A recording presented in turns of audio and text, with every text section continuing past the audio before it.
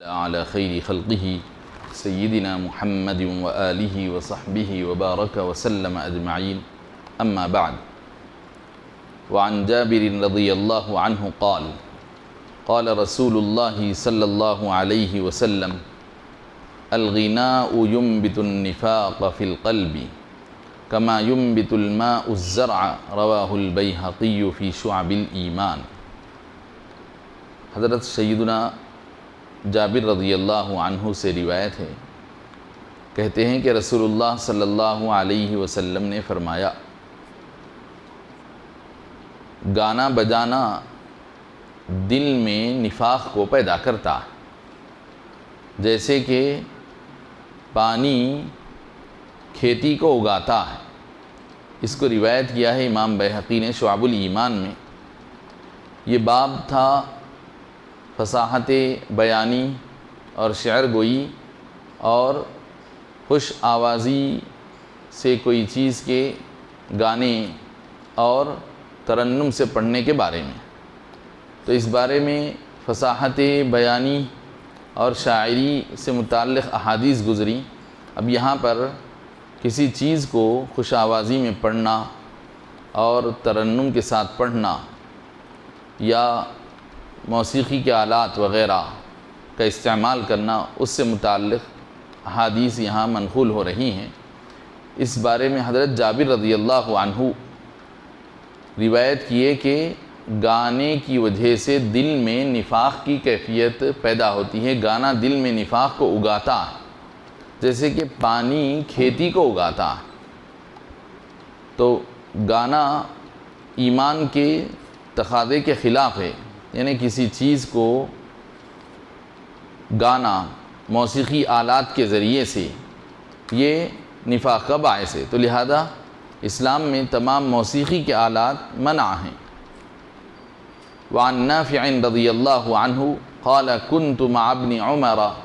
رضی اللہ عنہما في طریق فسمع مزمارا فوضع اصبعيه في اذنيه وناء عن الطريق إلى الجانب الآخر ثم قال لي بعد أن بعد يا نافع هل تسمع شيئا؟ قلت لا، فرفع إصبعيه من أذنيه قال كنت مع رسول الله صلى الله عليه وسلم فسمع صوت يراع فصنع مثل ما صنعت قال نافع وكنت إذ ذاك صغيرا رواه أحمد وأبو داود۔ حضرت نافع یہ تابعی ہیں اور حضرت عبداللہ بن عمر رضی اللہ عنہما کے آزاد کردہ غلام ہیں۔ چونکہ حضرت عبداللہ بن عمر کے یہ غلام تھے اور ان کی صحبت میں کثرت سے رہے، تو اس اعتبار سے غلامی کا ان کو یہ بھرپور فائدہ ہوا کہ غلام اپنی آقا کی صحبت میں رہتے رہتے آقا کا بہت سارا علم کا حصہ ان کو نصیب ہو گیا۔ تو یہ ہیں حضرت نافع رحمۃ اللہ علیہ، تابعی ہیں۔ اور محدثین کے پاس تو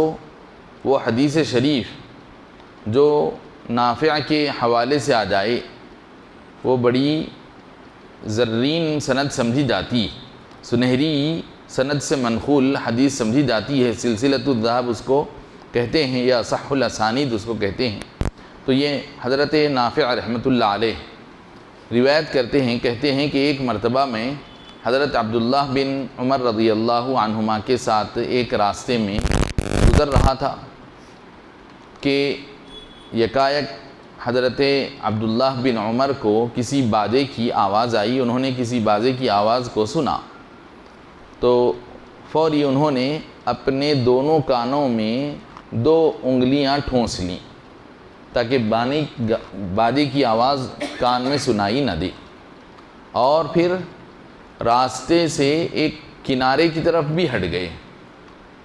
جس راستے میں گانے بجانے کی آواز آ رہی تھی، جس راستے میں گانا بجانا ہو رہا تھا،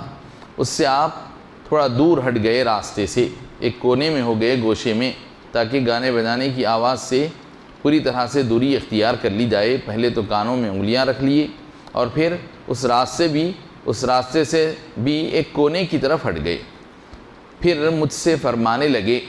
راستے سے کافی دور ہٹ جانے کے بعد مجھ سے پوچھنے لگے،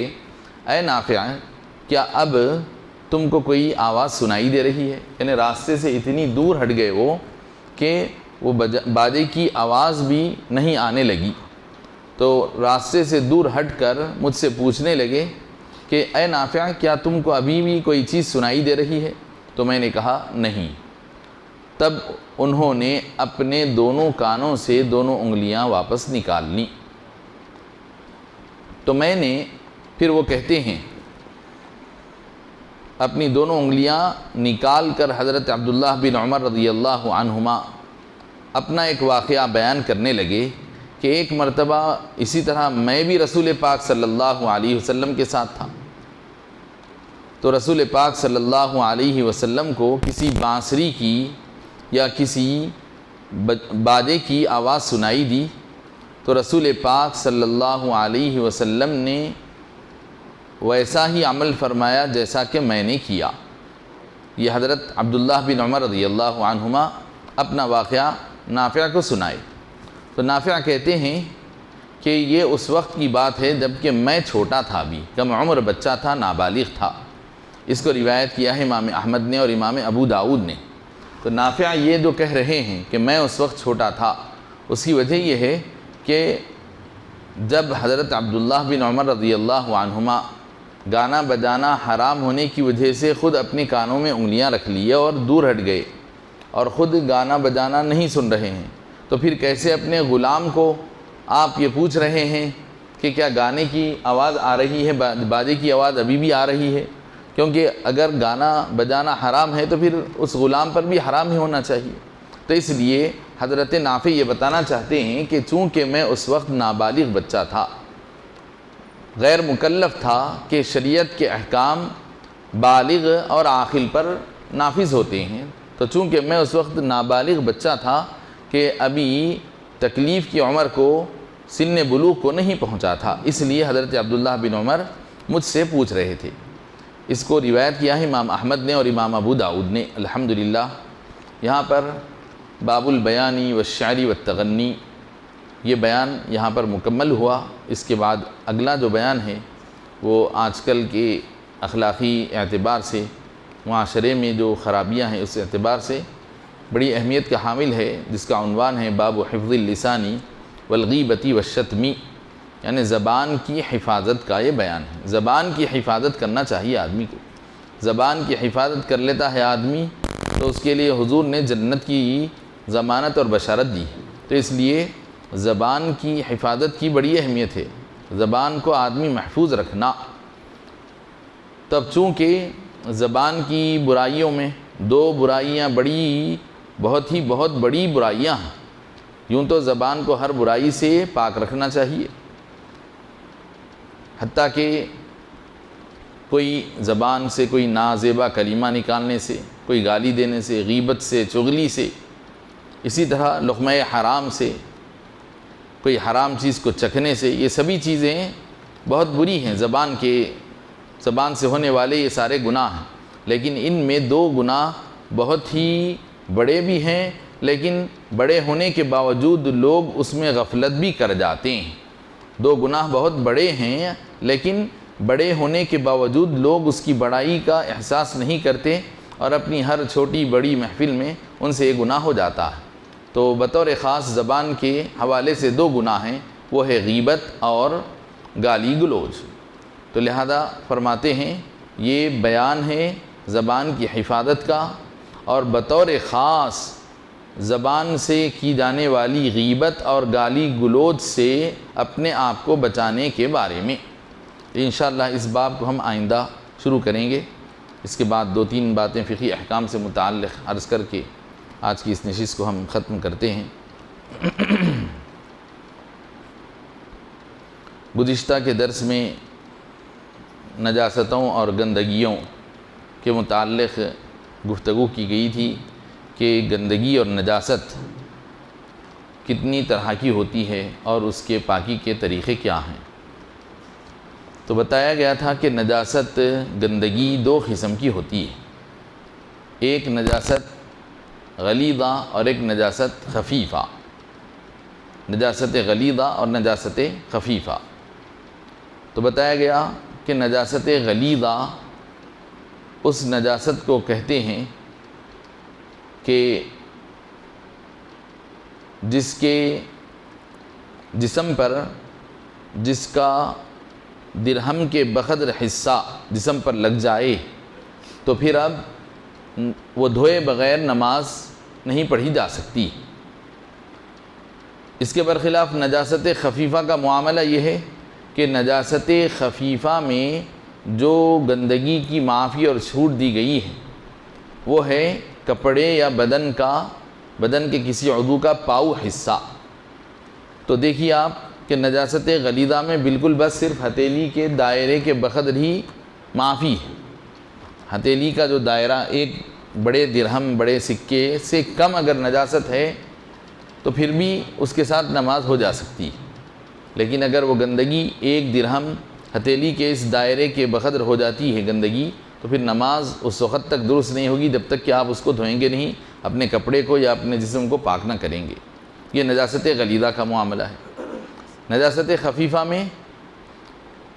کپڑے کے جو ٹکڑے ہوتے ہیں لباس کے، جیسے کہ دامن ایک ہوتا ہے، آستین ہوتا ہے، پائچہ ہوتا ہے، تو کپڑے سے مراد پورا کپڑا نہیں، کپڑے کا کوئی حصہ، یا پھر اگر ہم اس کو جسم کے اعتبار سے دیکھیں گے تو جسم کا ایک عضو جو ہوگا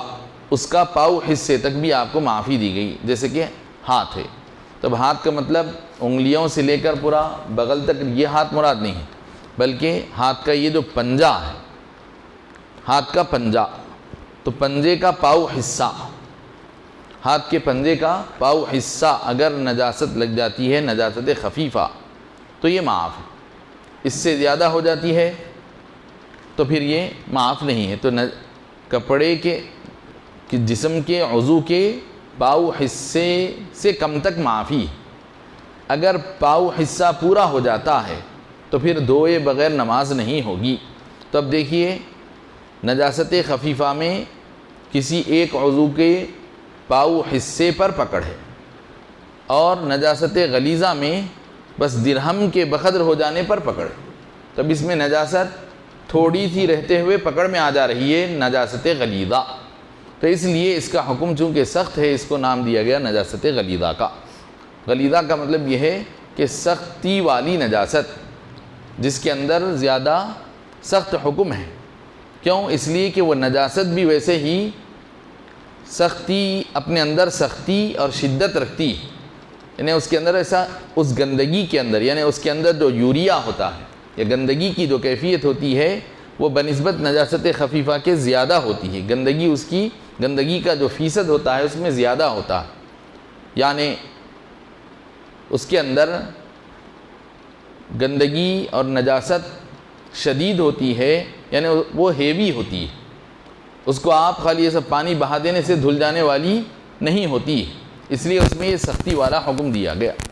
تو آپ اس کو یا تو یہ بول سکتے ہیں کہ اس کے اندر اسٹرانگنیس زیادہ ہوتا ہے یا ہیوینیس ہوتا ہے اس کے اندر، اور دوسری جو نجاست ہے وہ اس کے اندر وہ ویک ہوتی ہے یا لائٹ بول سکتے ہیں آپ اس کو، کہ اس کے اندر گندگی کا اثر ہلکا اور معمولی ہوتا ہے، اس لیے وہ نجاست تھوڑی زیادہ بھی لگ جاتی ہے بنسبت نجاست غلیظہ کے تو آپ کو معافی دی جا رہی ہے۔ تو اب اس میں کون سی چیزیں نجاست غلیظہ ہیں اور کون سی نجاست خفیفہ ہیں، ان کو آپ ذہن میں رکھ لیں کہ نجاست غلیظہ ہے شراب اور بہتا ہوا خون، یعنی یہی جو خون ہوتا ہے جانوروں کو ذبح کرنے کے بعد وغیرہ، اور مردار کا گوشت اور مردار کا چمڑا اور حرام جانوروں کا پیشاب اور کتے کی غلاظت اور درندوں کی غلاظت اور درندوں کا تھوک، مرغی اور بطخ اور مرغابی کی بیٹ، اور وہ ساری چیزیں جن سے انسان کا وضو ٹوٹ جاتا ہے، انسان کے جسم سے نکلنے والی جو بھی نجاست وضو کو توڑتی ہے وہ بھی نجاست غلیظہ ہے، یہ نجاست غلیظہ ہے۔ تو مطلب یہ نکلا کہ ان میں سے اگر کوئی چیز جسم پر ایک درہم کے بقدر لگ جائے گی تو اس سے نماز نہیں ہوگی جب تک کہ اس کو آپ صاف نہیں کریں گے۔ تو اس میں صرف ایک درہم یعنی وضو کا پاؤ کا اعتبار نہیں ہے اس میں، بلکہ 1 درہم لگ جائے تو بس اب نماز درست نہیں ہوگی، 1 درہم سے کم تک معافی۔ وَأَمَّا الْخَفِيفَةُ فَكَبَوْلِ الْفَرَسِ وَكَذَا بَوْلِ مَا يُؤْكَلُ لَحْمُهُ وَخُرْءُ طَيْرٍ لَا يُؤْكَلُ وَعُفِيَ قَدْرُ الدِّرْهَمِ مِنَ الْمُغَلَّظَةِ وَمَا دُونَ رُبُعِ الثَّوْبِ أَوِ الْبَدَنِ وَعُفِيَ رَشَاشُ بَوْلٍ كَرُؤُوسِ الْإِبِلِ۔ اور اب رہی بات نجاست خفیفہ، جیسے کہ گھوڑے کا یا پاک اور حلال جانور کا پیشاب۔ حلال جانور جن کا گوشت کھایا جاتا ہے، جیسے بکرا، بکری، گائے، بیل، اونٹ، ہرن، خرگوش وغیرہ، یہ جو حلال جانور ہیں ان کا پیشاب نجاست خفیفہ ہے، جبکہ حرام جو جانور ہیں، کتا ہے، چیتا ہے اور بھیڑیا ہے، بندر ہے، یہ جو حرام جانور ہیں ان کا پیشاب نجاست غلیظہ، اور جو حلال جانور ہیں بکرا، بکری، گائے وغیرہ، ان کا پیشاب نجاست خفیفہ۔ تو اب اس سے آپ سمجھ لیجئے فرق کہ نجاست غلیظہ 1 درہم سے کم معاف ہے، 1 درہم کے بقدر یا اس سے زیادہ گرفت میں ہے، پکڑ میں ہے، اس کی معافی نہیں۔ ایسے ہی نجاست خفیفہ یعنی بکرا، بکری اور حلال جانوروں کا پیشاب، یہ نجاست خفیفہ ہے، اور اس کی معافی آپ کو 1 درہم تک نہیں بلکہ اس سے زیادہ دی گئی، یعنی جسم کے کسی عضو پر اگر لگ جاتی ہے تو پاؤ عضو اگر پورا ہو جائے نجاست سے، نجاست پاؤ عضو پر پوری لگ جاتی ہے تو پھر آدمی پکڑ میں رہے گا، اس کی نماز درست نہیں ہوگی، اور اگر پاؤ عضو سے کم ہے تو پھر اس کے لیے معافی ہے۔ تو نجاست خفیفہ کے اندر گھوڑے کے پیشاب کو ذکر کیے ہیں، اور حلال جانوروں کا پیشاب، اور پرندوں کی بیٹ، ان پرندوں کی بیٹ جن کا گوشت حرام ہے، جیسے چیل، شاہین، شکرا وغیرہ، کوا،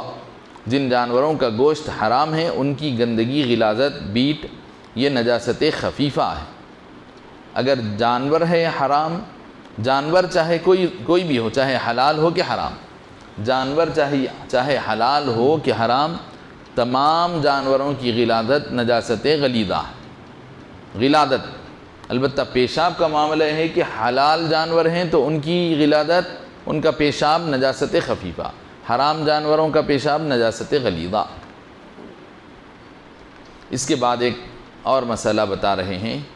کہ اگر کبھی اتفاق سے پیشاب اگر آدمی بے احتیاطی کے ساتھ کرتا ہے،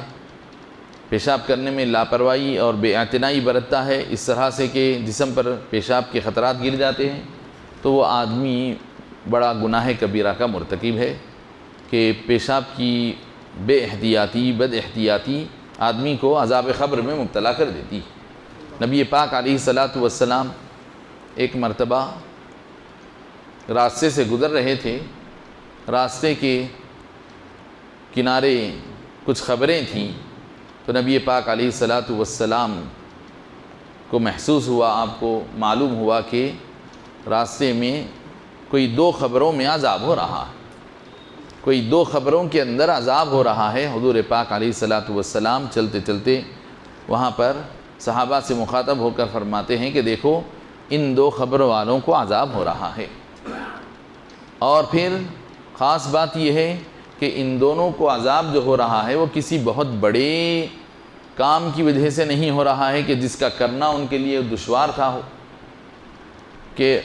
اس کام کو کرنے میں ان کو دقت ہوتی تھی، مشکل پیش آتی تھی، جس کی وجہ سے لوگ وہ کام نہیں کرتے تھے، ایسی بات بھی نہیں، بالکل چھوٹا سا معمولی سی کام تھا لیکن اس کو انجام نہیں دیتے تھے۔ پھر بھی کوئی بڑا کام ہے، مشقت انگیز کام ہے، پھر بھی آدمی اس میں مشقت کی وجہ سے بیزار ہو جا رہا ہے، پھر بھی بات کچھ ہو سکتی، لیکن یہاں تو حضور فرما رہے ہیں کہ وہ کوئی بہت بڑا کام بھی نہیں ہے، چھوٹا سا معمولی سا کام ہے، ہلکا پھلکا کام ہے، لیکن پھر بھی اس سے احتیاط نہیں کر لی۔ پھر فرمائے کہ ان میں سے ایک وہ آدمی ہے جو چغلیاں کرتے پھرا کرتا تھا، ایک کی بدگوئی دوسرے کے پاس کرتا اور دوسرے کی بدگوئی پہلے کے پاس آ کر کرتا، کہ ایک کے پاس کچھ بات سنتا اور جا کر اس کو دوسرے کے پاس شرارتاً پہنچاتا، فساد مچانے کے لیے پہنچاتا، اور اس کے پاس کی بات لا کر ادھر پہنچاتا، یعنی شرانگیزی کرتا، ادھر کی ادھر لگاتا. تو یہ چغلی کہلاتا ہے کہ اگر کوئی آدمی کوئی سچی بات بھی کیوں نہ سنا، اگر سچی ہے، حقیقت ہے، جھوٹ نہیں بھی ہے، لیکن اگر نیت یہ ہے کہ دونوں کو لڑایا جائے اور فتنہ اور فساد پیدا کیا جائے، اگر فتنے اور فساد کی نیت سے سچی بات بھی کہی جا رہی ہے تو اس سچائی کے کہنے میں کوئی ثواب نہیں ہے، بلکہ الٹا عذاب ہے، اس لیے کہ والفتنۃ اشد من القتل کہا گیا. تو لہذا یہ بتایا گیا، علماء نے لکھا ہے کہ ایسی سچائی جس سے فتنہ بھڑکتا ہو اس کو چھپا دینا چاہیے، کہ سچائی آپ کے اوپر جب منہ کھولے تو سچائی سے کھولنا لازم، لیکن یہ تو ضروری نہیں کہ جو سچائی آپ کے دیکھنے میں آ جائے اس سچائی کو دنیا کے سامنے لا دو.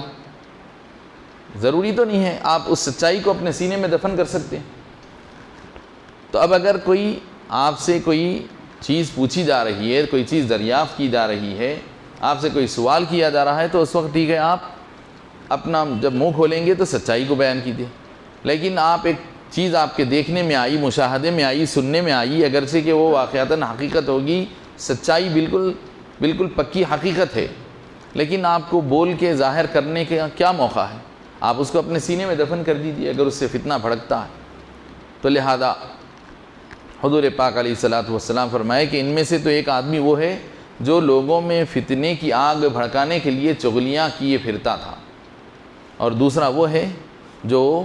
پیشاب سے گریز نہیں کرتا تھا، پیشاب سے نہیں بچتا تھا. تو دوسرا آدمی پیشاب کے چھینٹوں سے نہیں بچتا تھا. تو آپ دیکھیے دوسرے آدمی کے لیے بتایا جا رہا ہے کہ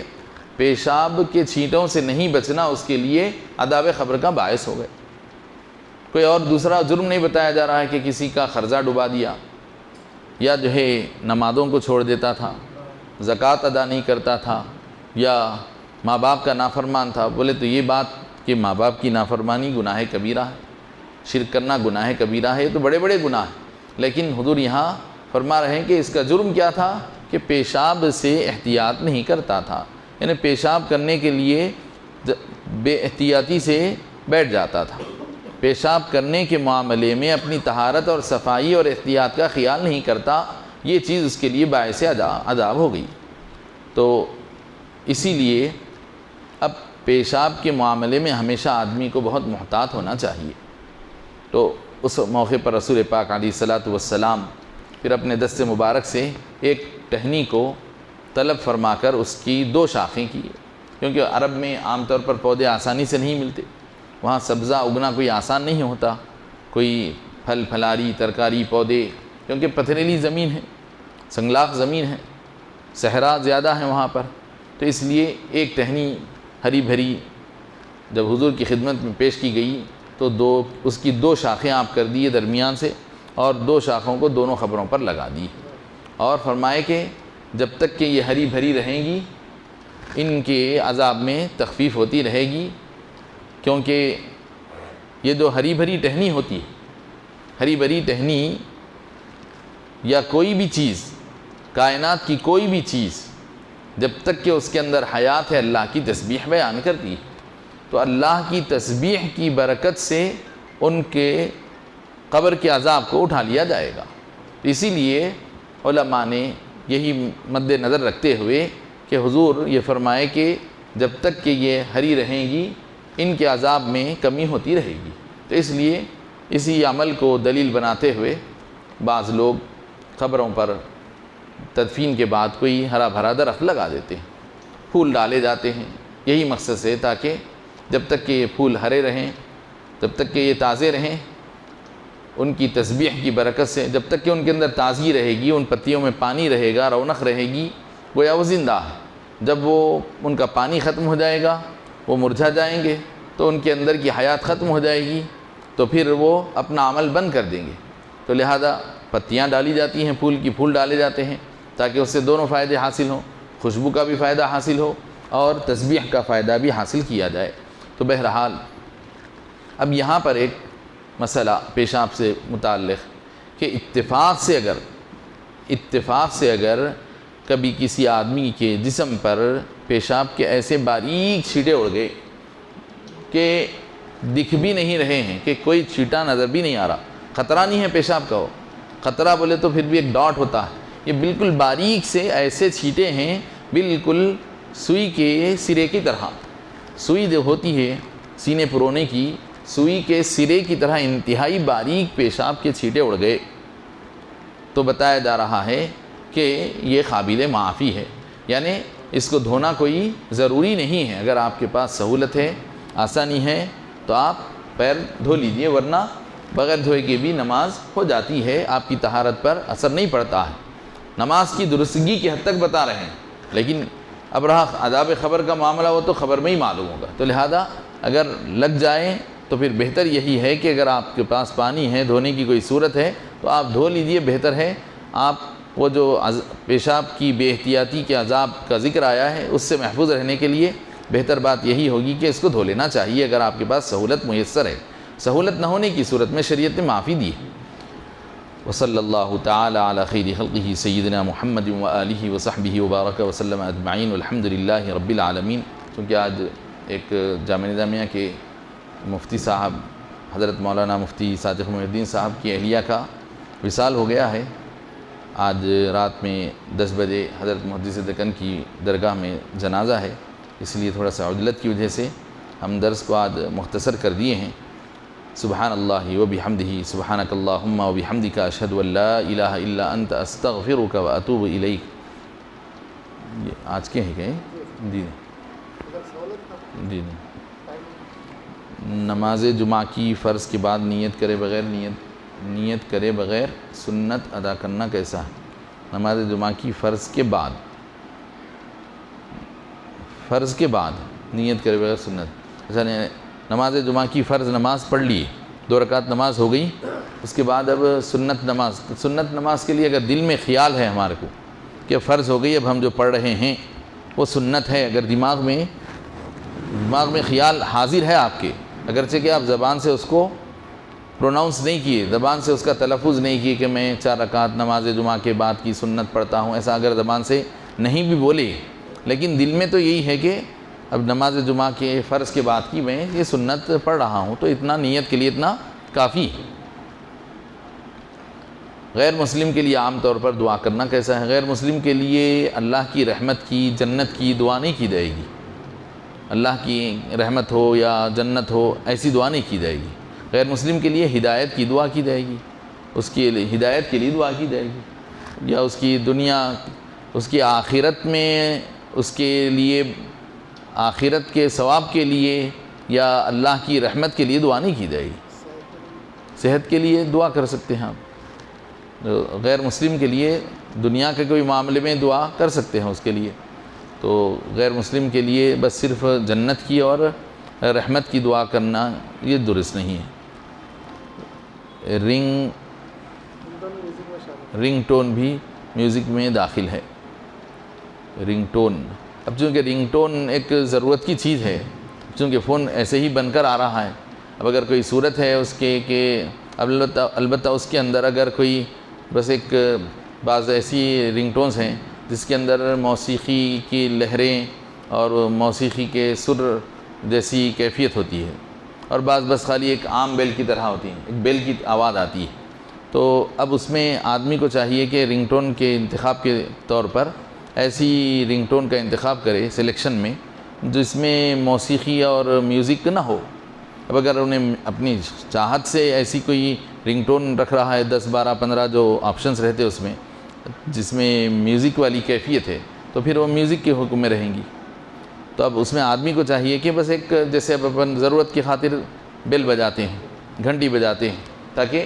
اعلان ہو گئے، وقت ہو گیا فلاں ہے، تو ایک ضرورت کی حد تک اگر اس کا استعمال کیا جاتا تو جیسے گھنٹی وغیرہ بجائی جا سکتی ہے، یہ بھی اگر کوئی بغیر میوزک کے یعنی موسیقی جس میں نہ ہو ایسا رنگ ٹون رکھنا چاہیے۔ اب اگر فون کے اندر کوئی آپشن ہی نہیں ہے، جتنے بھی ہیں سارے موسیقی سے بھرے ہوئے اگر ہیں تو خیر اس وقت کی بات الگ ہے۔ آج کل محفل نعت میں 1 سائیڈ باجا استعمال ہو رہا ہے، 1 سائیڈ باجا یعنی دف، تو دف اگر استعمال ہوتا ہے اور اس میں چھلا نہ ہو، اطراف چھلا ہوتا ہے ایک، جو عام طور پہ یہ فقراء حضرات دف تو ایک طرفہ استعمال کرتے لیکن اس کے اندر چھن چھن چھن چھن آواز آتی، ایسے گول جھنجھنے کی طرح ایسے گول وہ ڈال کر اس کو بجاتے ہیں، تو وہ نہیں رہنا چاہیے۔ اگر وہ ہے تو پھر وہ باجے کی تعریف میں آ جائے گا، یعنی بس صرف ایک طرفہ ہونا چاہیے، یعنی ایک طرف سے بند ہونا، ایک طرف سے کھلا ہونا چاہیے۔ ایسے جیسے کہ یہ گھروں میں جو پکوان کی لگن ہوتی، چاول وغیرہ جس میں ڈالتے ہیں لگن جو ہوتی، تو جس طرح ایک طرف سے کھلا رہے، تو اس انداز کا اگر کوئی ہے دف تو ٹھیک ہے۔ اس میں وہ جو کناروں سے چھلے لگائے جاتے ہیں چھلا نہ ہو تو وہ دف ہے، اور شریعت میں اس کی اجازت ہے۔ چنانچہ حضور کی سیرت میں جب حضور مدینہ شریف کو جب حضور کی آمد ہوئی مکہ مکرمہ سے ہجرت کر کے، تو مدینہ منورہ کی بچیاں جو طلع البدر علینا من ثنیات الوداع جو پڑھ رہی تھیں وہ دف پر ہی پڑھ رہی تھی، اور اسی طرح اور بھی موقعوں پر حضور کے سامنے دف پر کچھ یعنی ایسی اشعار جس کے اندر خوشی کا، عید کے موقع پر خوشی کا اظہار ہو، اپنی مسرت کا اظہار ہو، اس طرح کے اشعار کا پڑھنا یہ حدیث میں ثابت ہے، دف پر پڑھنا ثابت ہے، تو بغیر چھلے کے ہونا چاہیے، اس کی اجازت ہے، گنجائش ہے۔ وصلی اللہ تعالی علی خیر خلقہ سیدنا محمد وآلہ وصحبہ وبارک وسلم اجمعین، الحمد للہ رب العالمین، والصلاة والسلام على سید الانبیاء والمرسلین وعلى آلہ وصحبہ اجمعین۔ ربنا تقبل منا انك انت السميع العليم وتب علينا انك انت التواب الرحيم، اللهم اعنا على ذكرك وشكرك وحسن عبادتك، اللهم انفعنا بما علمتنا وعلمنا ما ينفعنا وزدنا علما، وصلى الله تعالى على خير خلقه سيدنا محمد وآله وصحبه أجمعين، والحمد لله رب العالمين، سبحان الله وبحمده، سبحانك اللهم وبحمدك، أشهد أن لا إله إلا أنت، أستغفرك وأتوب إليك۔